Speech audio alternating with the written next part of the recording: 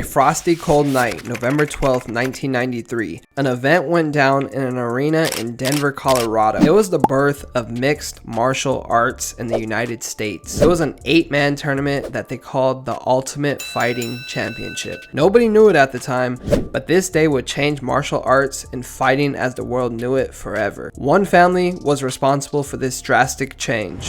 The one family that would fight anybody, no matter how big you are, what type of training you had, karate, wrestling, boxing, taekwondo, it did not matter. They were willing to fight you, and they were 100% sure that they were going to win. They had mastered a fighting style that the world had not seen yet. It was superpower-like. When they closed the doors of the cage, it was over. The opponents were helpless. It did not matter who they were, what they knew, how strong they were, how big they were, what type of steroids they were on. It just did not matter. They had zero chances against this fighting style. The fighting style was called Jiu Jitsu.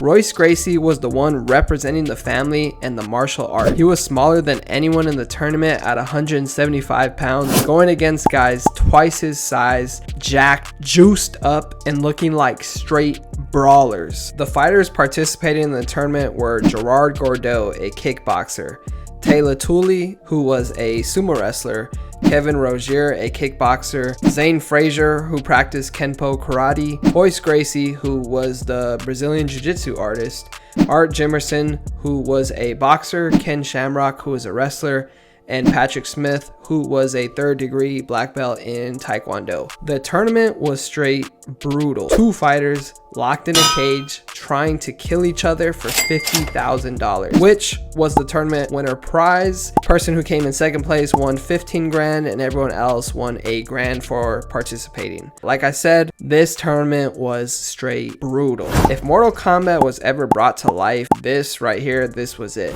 The only way the fight would end was via knockout, tap out, or corner stoppage. There was literally no weight classes, no rounds, no time limits, and no judges. There was 3 rules: no biting, no eye poking, and no groin shots. And even those, you weren't going to get disqualified. There would just be a $1,500 fine. The first fight of the tournament and first ever fight in the UFC was Gerard Gordeau versus Taylor Tooley. We had a kickboxing versus sumo wrestling and a slight 200-pound difference. The fight lasted 26 seconds and resulted in a TKO when Gerard straight clobbered Taylor's face in with a head kick that literally could have took someone's face off. The second fight of the tourney was Kevin Rozier versus Zane Frazier. Kevin won via TKO 4 minutes and 20 seconds into the fight. The third fight was Royce Gracie versus Art Jimerson, where Royce submitted him 2 minutes and 18 seconds into the bout. Then the last fight of the first round was Ken Shamrock versus Patrick Smith, with Shamrock winning via submission 1 minute and 49 seconds into the fight. Then in the second fight we saw Gordeau versus Rozier, where Gordeau won via TKO 59 seconds into the fight. Then the other matchup was Royce Gracie versus Ken Shamrock,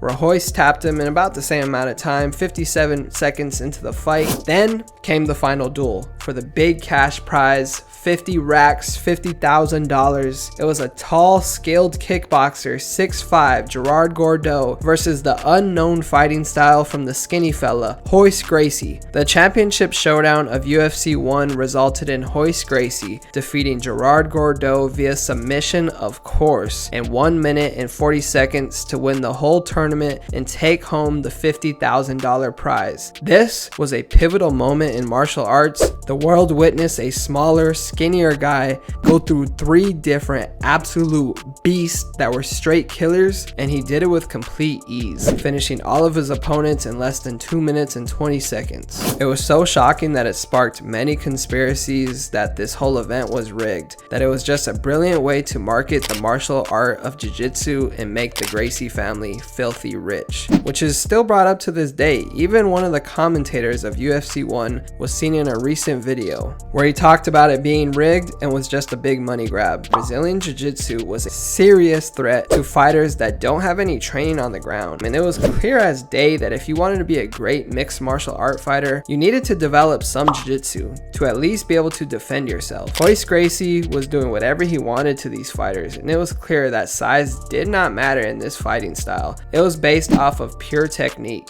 If you look at UFC today, most of the fighters have some sort of Jiu jiu-jitsu training, because if you don't train jiu-jitsu and you're a fighter, you are really putting yourself at a big disadvantage. If you made it this far, I really just want to say thank you for tuning in and staying all the way through. This is my first video. I'm really excited to keep growing this channel with you guys and just learning how to make better videos. I'm new to this, so comment down below if you enjoyed it. Comment what could be improved or what I did well. Yeah, thank you. And consider hitting that sub button. It would definitely mean a lot to me, as this is a brand new channel and I really don't know what I'm doing yet, but hopefully I see you on the next one. And again, thank you for tuning in.